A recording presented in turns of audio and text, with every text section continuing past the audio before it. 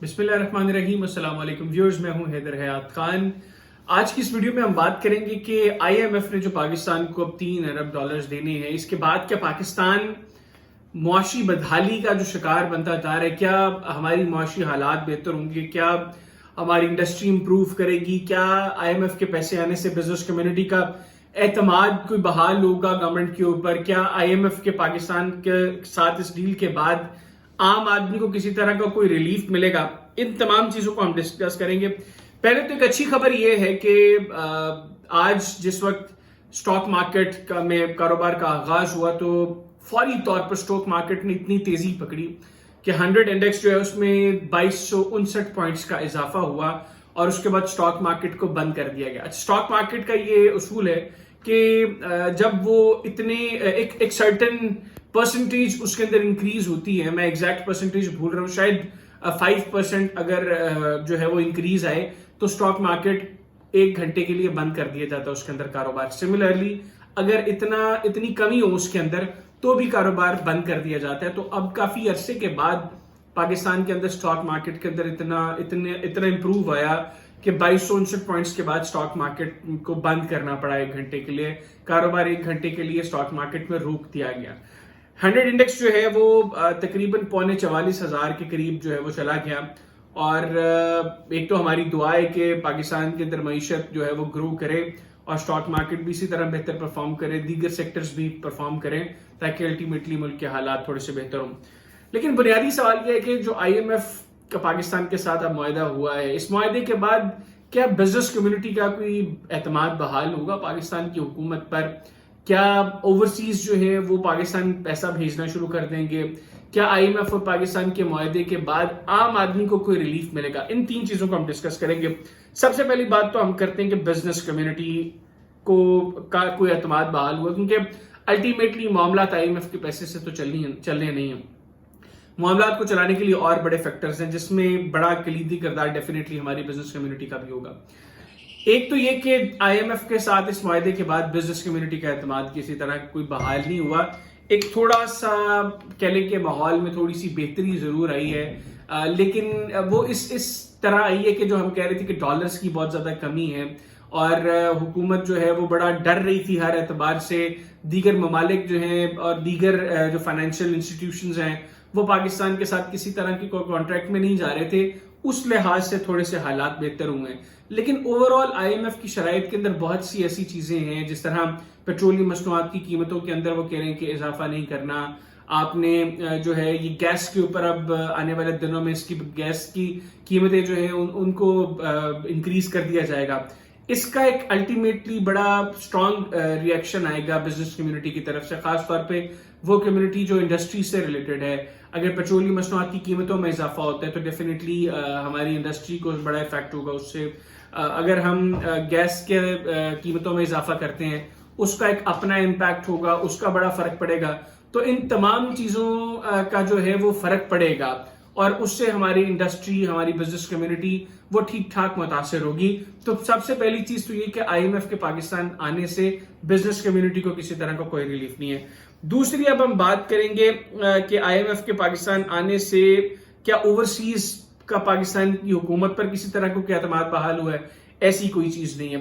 ہم دیکھ رہے ہیں کہ گزشتہ چند مہینوں سے بتدریج ریئل اسٹیٹ سیکٹر گرتا جا رہا ہے اور اس کی بڑی وجہ ایک تو یہ کہ پاکستان کے اندر چونکہ پولیٹیکل انسٹیبلٹی ہے, اس کا بڑا ایک ڈائریکٹ امپیکٹ اکنامک انسٹیبلٹی کے اوپر ہے. سیکنڈ, اوورسیز کا ایک بڑا طبقہ عمران خان صاحب کے ساتھ خود کو ایسوسیٹ کرتا ہے, پاکستان تحریک انصاف کے ساتھ خود کو ایسوسیٹ کرتا ہے. تو رائٹ ناؤ چونکہ عمران خان صاحب اور پاکستان تحریک انصاف زیر عتاب ہیں اور پاکستان کے اندر اکنامک حالات بہتر نہیں ہو رہے, تو وہ چنک جو اوورسیز کے تھرو ریل اسٹیٹ میں یا دیگر کسی بھی سیکٹر کے اندر انویسٹ ہوتا تھا, ہم اس کا بھی ایک بڑا سیکشن مس کر چکے ہیں. اور آئی ایم ایف کے ہونے یا نہ ہونے سے اس کا کوئی تعلق نہیں ہے. میں بارہا یہ کہہ چکا ہوں کہ اوورسیز پاکستانیز بہت کیپیسٹی رکھتے ہیں پاکستان کی معیشت کو ٹھیک کرنے کے حوالے سے. تو یہ جو دوسرا سیکشن ہم نے آج کے پروگرام میں رکھا, ایک تو بزنس کمیونٹی, دوسرا اوورسیز, تو اوورسیز کے اوپر بھی کوئی امپیکٹ نہیں ہوگا. تیسری امپورٹنٹ چیز کہ آئی ایم ایف کے پاکستان کے ساتھ اس ڈیل کے بعد کیا عام آدمی کو کسی طرح کا کوئی ریلیف ملا ہے؟ تو نہیں جناب. عام آدمی کے لیے اب مزید بری خبریں ہوں گی آنے والے دنوں میں. جس طرح میں نے آپ کو پہلے کہا کہ اب رشین آئل بھی چونکہ پاکستان آ رہا ہے, جو عالمی مارکیٹ میں جو پیٹرولیم مصنوعات کی قیمتیں ہیں, عالمی مارکیٹ میں جو فی بیرل پیٹرول جس ریٹ پر سیل ہو رہا ہے اس سے قریب $15 فی بیرل ہمیں رشیا نے کم جو ہے ریٹ کے اوپر پیٹرول دیا ہے. ایکسپیکٹ یہ کیا جا رہا تھا کہ جس وقت رشیا سے پاکستان آئل آئے گا تو پاکستان کے اندر پیٹرولیم مصنوعات کی قیمتوں میں ایک ٹھیک ٹھاک کمی آئے گی, لیکن کمی نہیں آئی, انہوں نے انکریز بھی نہیں کیا, ڈیزل کی قیمتیں انکریز کر دی. ایک تو یہ پریشر ہے IMF کی طرف سے کہ عام آدمی کو جو ریلیفز ملنے ہیں وہاں پر IMF جو ہے وہ تھوڑا سا سختی کے ساتھ حکومت کے لیے دیوار بن کر کھڑا ہوا ہے کہ پیٹرولیم مصنوعات کی قیمتوں میں کمی نہیں کرنی. انفیکٹ لیوی جو ہے اس کے اوپر $5 مزید بڑھا دیا جائے اس کو. اب اس کو گورنمنٹ کس طرح ایڈجسٹ کرتی ہے, پاسبلی گورنمنٹ پیٹرول کے ریٹ انکریز نہیں کرے گی لیکن اب کم بھی نہیں کرے گی. اگر $5 پیٹرول کم کرنا تھا تو اس کو لیوی کے اندر ایڈجسٹ کر دیا جائے گا. سملرلی جو اب لوگ بھی باتیں کر رہے ہیں کہ روس سے تیل جو ہے وہ سرسوں کا تیل آیا ہے کہ حکومت پیٹرولیم مصنوعات کی قیمتوں میں کمی نہیں کر رہی, اس کی ریزن یہی ہے کہ IMF نہیں چاہ رہا. پھر اب یہ بھی خبر آ گئی ہے کہ گیس کی قیمتوں میں بھی اضافہ ہوگا, تو گیس کی قیمت میں اضافہ ہوگا تو عام آدمی کے لیے اس میں بھی پرابلم ہوگی. تو IMF کے پاکستان آنے سے عام آدمی کے لیے کسی طرح کی کوئی ریلیف نہیں آنے والی اگلے دنوں کے اندر. انفیکٹ برڈن ہوگا عام آدمی کے اوپر. پیٹرول کی قیمتیں بڑھیں گی یا پیٹرول کی قیمتوں میں کمی نہیں آئے گی تو آپ کی انفلیشن کے اندر کمی نہیں آئے گی.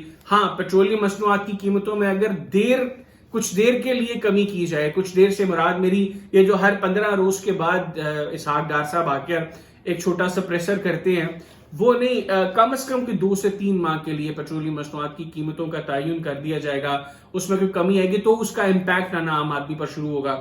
یہ جو 15 دن کے لیے کمی کر دی, 15 دن پر بڑھا دیا یا 15 دن بعد کاجی برقرار ہیں قیمتیں, اس سے عام آدمی کی زندگی پر کوئی فرق نہیں پڑے گا, ماں سوائے اس کے کہ اس نے جو اپنے موٹر سائیکل کے اندر, اپنی گاڑی کے اندر, اپنی بس کے اندر جو پیٹرول ڈلوانے ہیں اس سے ہٹ کر دیگر چیزوں کے اوپر جو اس کا امپیکٹ ہے وہ تب تک نہیں آئے گا جب تک ہم 2 سے 3 ماہ کے لیے کم از کم پیٹرولیم مصنوعات کی قیمتوں میں کمی یا جو بھی برقرار بھی رکھنا ہے اس کو بڑھانا ہے, کم کرنا ہے, کیونکہ بڑھاتے ہیں وہ تو ویری نیکسٹ ڈے چیزیں بڑھ جاتی ہیں. کمی ہونی ہوتی ہے تو اس کو ٹھیک ٹھاک ٹائم جو ہے وہ اس کے حوالے سے لیا جاتا ہے. تو 3 سیکشنز جو ہم نے دیکھے کہ بزنس کمیونٹی کسی طرح کا کوئی ریلیف نہیں, آپ کا جو اوورسیز ہیں ان کو IMF سے کوئی غرض نہیں ہے. IMF کے آنے سے اوورسیز کا ٹرسٹ گورنمنٹ کے اوپر نہ تو بڑھا ہے نہ کم ہوا ہے. سملرلی ہماری جو عام آدمی ہے, عام پاکستانی, اس کے لیے بھی IMF سے کسی طرح کا کوئی ریلیف نہیں ہے. صرف یہ کہ اب پاکستان جو ہے اس کی جو ڈیفالٹ ہونے کا خطرہ ہے وہ کم ہو گیا ہے. دیگر فائنینشیل انسٹیٹیوشنز کے لیے تھوڑا سا رستہ کھلے گا, لیکن اب یہ رستہ کیسے کھلے گا, کیا دیگر فائنینشیل انسٹیٹیوشنز پریشرائز کریں گے گورنمنٹ کو کہ گورنمنٹ الیکشنز کی طرف جائیں, کیونکہ اس وقت ملک ایک شدید سیاسی بحران کا سامنا کر رہا ہے اور جب تک پولیٹیکل انسٹیبلٹی کا کوئی پازیٹیو سولوشن نہیں نکلے گا اکنامک انسٹیبلٹی ملک میں لانا بہت مشکل ہو جائے گا. اجازت دیجیے, اللہ حافظ.